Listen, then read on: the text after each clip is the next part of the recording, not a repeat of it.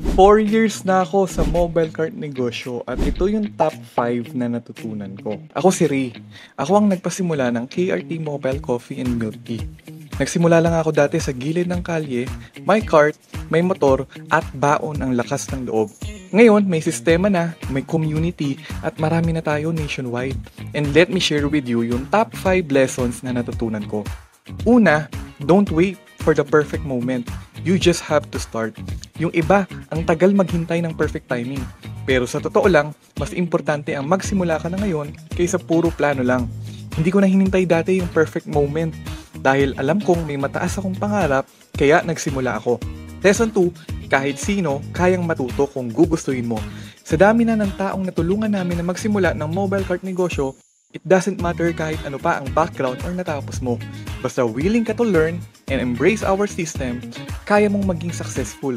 Lesson 3, mahalaga na flexible ang location mo. Sa tagal ko na sa negosyo na to, sobrang grateful ako dahil kapag humina na ang benta namin sa isang spot, kailangan lang namin lumipat at mag-test ng bagong location na papatok.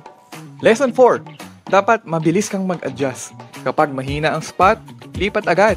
Kapag may event sa lugar mo, kailangan sabayan mo yan. Kapag may bagong trend, i-apply mo sa business mo.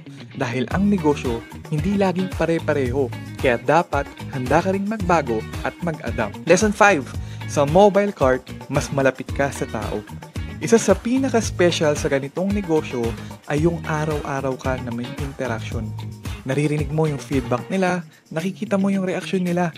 At dito mo mararamdaman kung ano yung tunay na service sa mga customers. Hindi ko sinasabing madali pero sasabihin ko sa'yo na possible yan, Lods. Kung gusto mong simulan to, meron akong free masterclass na ni-ready para sa'yo. Mag-message ka lang, all glory to God.